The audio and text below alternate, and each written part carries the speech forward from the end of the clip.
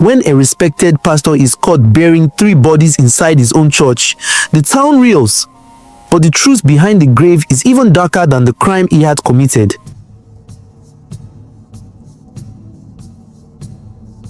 They thought he was a holy man, until the night when a parishioner saw him digging a grave in the sanctuary for the family he swore never existed. The church was quiet. Too quiet for a place once filled with singing, laughter, and praise. A breeze whispered through the stained glass windows, shifting dust in the air like tiny spirits. The wooden pews stood in rows like silent witnesses. At the center of it all, on the cold stone floor, was a pile of earth that didn't belong. Pastor Elijah stood over it with a shovel in his hands. He wore a crisp white suit, the one he saved for baptisms and weddings. But tonight was neither of those. On his head sat a red cap, the kind worn with pride in his Igbo village. Yet, nothing about him looked proud. His eyes were low, heavy, his lips pressed tight. His breath was slow, almost hesitant, like a man who knew he was digging more than a grave. He knelt down and drove the blade into the soil. The ground inside the church had been disturbed. Earlier that day, he had lifted the floor tiles one by one. He had cleared space in front of the altar, in the very heart of the sanctuary, as if hoping to bury his guilt in the holiest place he knew. Each scoop of dirt released a memory. Her name was Adaora. She joined the church choir 6 years ago. She was soft-spoken, polite, with a singing voice that stirred the soul. The congregation loved her. Elijah had noticed her right away. At the time, his marriage was already broken. His wife had moved out and never returned. Still, he wore his ring and preached about faithfulness like a man untouched by weakness. But he was weak. The affair began slowly.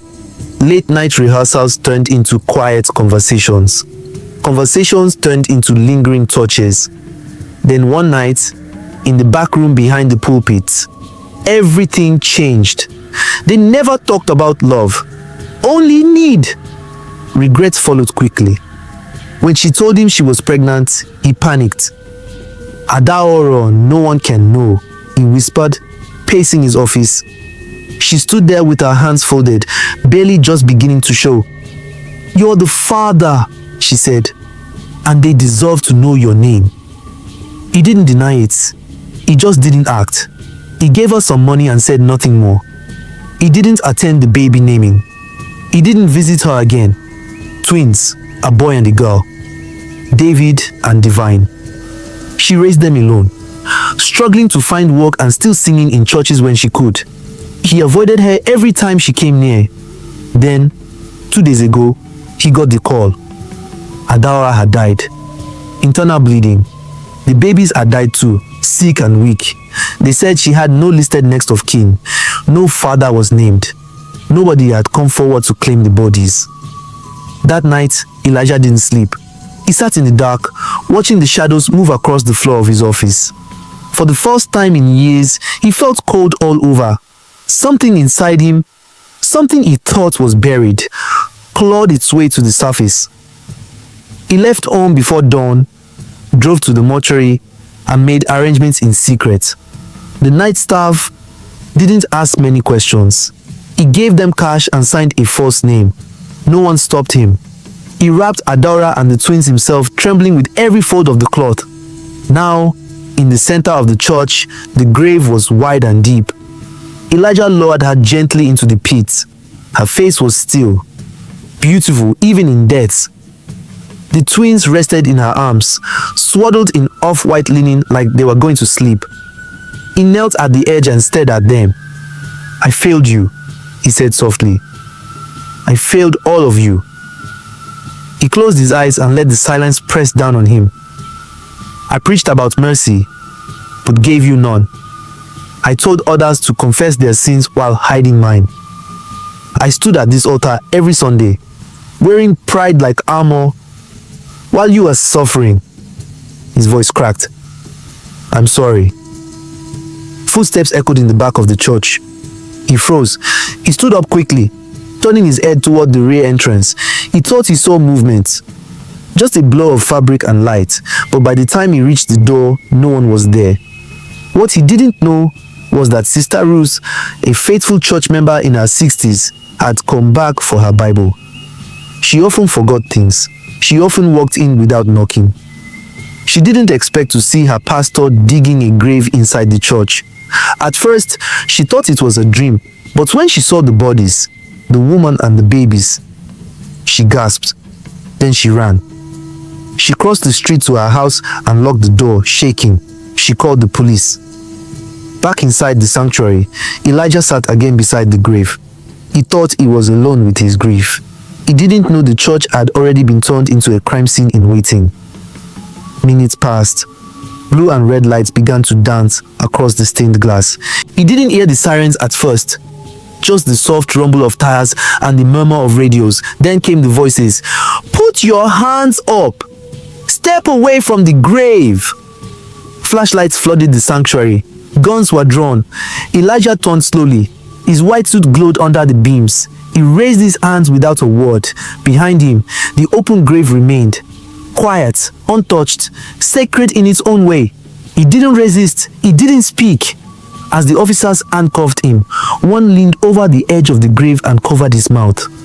Dear God! They had never seen a sight like that inside the church. Elijah looked back one last time. Not at the officers, not at the people gathering outside, but at Adauro and the children he should have protected. "I brought them home," he whispered. Then the door slammed shut behind him. The cold metal of the cell door clanked shut behind Pastor Elijah. He sat on the hard bench, hands cuffed, eyes fixed on the stained patch of wall in front of him. A flickering light overhead cast shadows across his face. He didn't cry. He didn't ask for a lawyer. He didn't demand a phone call. He just sat, silent, calm, almost grateful. The officers who booked him didn't understand it. "You're telling me he didn't fight, didn't say anything?" asked Inspector Obazi, flipping through Elijah's intake sheet. "No, sir," the young officer replied. "He just said one thing. I brought them home." Obazi tapped his pen against the file. "We've seen madness before, but burying 3 bodies in the middle of a church, a woman and children, that's something else." Back at the church, forensics worked through the night. Cameras flashed, samples were taken, photos were compared to old congregation records. It didn't take long to confirm the woman's identity. Adaora Nwok, former choir singer, once rumored to have had a situation with the pastor, but no one ever confirmed it until now. The twins? No one even knew she had children. By morning, the news had leaked. Pastor arrested after bodies found in church grave. Holy man's secret family discovered in shocking burial. The church parking lot filled with reporters, flashing cameras, and confused parishioners. Some came out of loyalty. Some came out of shock. All came with questions. Inside the cell, Elijah sat through the noise in silence. That afternoon, he was moved to an interrogation room. Plain walls, single bulb overhead, table, 2 chairs. He sat in one. Inspector Obazi entered and took the other. "No lawyer?" Obazi asked. Elijah shook his head. "No need." Obazi leaned forward. "You know what this looks like?" "Yes." "You know we could charge you with murder?" "I didn't kill them," Elijah said quietly. "Then explain to me why they were in a grave under your altar." Elijah looked up, his voice steady. "Because I buried my shame where I preached my truth." Obazi's pen stopped moving. He let the silence stretch, hoping it would pressure the man to say more. Elijah did. "She came to me with nothing, no family, just her voice and her faith. I was supposed to guide her, but I used her weakness to cover my own." "You had an affair?" He nodded. "Yes." "Twins?" "Yes." "Did your wife know?" "No, but no one did." Obazi sighed. "Then why bury them there?" "Because the mortuary said she had no one to claim her, no father listed, no next of kin. They were going to throw them into a public grave. I couldn't let that happen." So your solution was to dig a grave in your own church? Yes, Elijah replied without hesitation. That church is where I lied the most. It's also the only place I had left to honor them. I couldn't let them be forgotten. Obazi looked at him carefully. This man wasn't acting. There was no arrogance, no signs of instability, just a man who had finally broken under the weight of his silence. You know, Obazi said, people are going to think you've lost your mind. I probably have, Elijah admitted, but not before I lost my soul. Hours later, he was charged. Unlawful disposal of bodies, tampering with a crime scene, suspicion of manslaughter, pending autopsy results. He didn't flinch. At the bail hearing, the courtroom was packed. Members of the church sat in the gallery, stunned into silence. His former wife was there too, arms folded tightly, eyes red but dry. Sister Ruth sat in the front row, her Bible clutched to her chest. When the judge asked Elijah if he had anything to say before his bail decision, he stood up slowly. I spent my life telling others to confess, while hiding the one truth that mattered most. I told the woman to carry her shame in secret while I stood on a pulpit in robes of praise. I buried it there because I couldn't carry it anymore.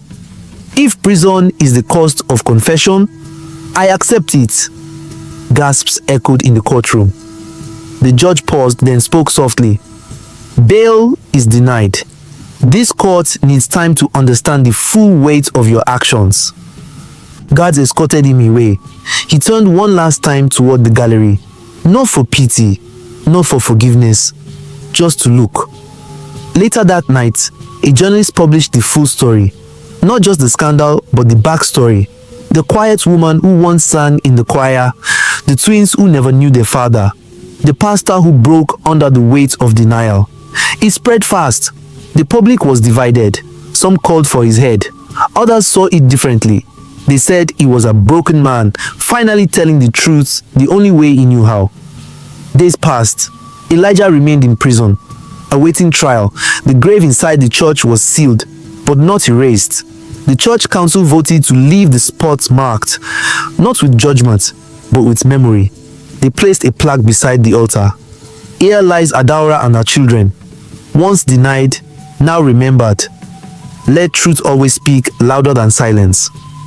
In his cell, Elijah began to write, not sermons, not defenses, but letters to Adaura, to David and Divine, to the congregation, to himself.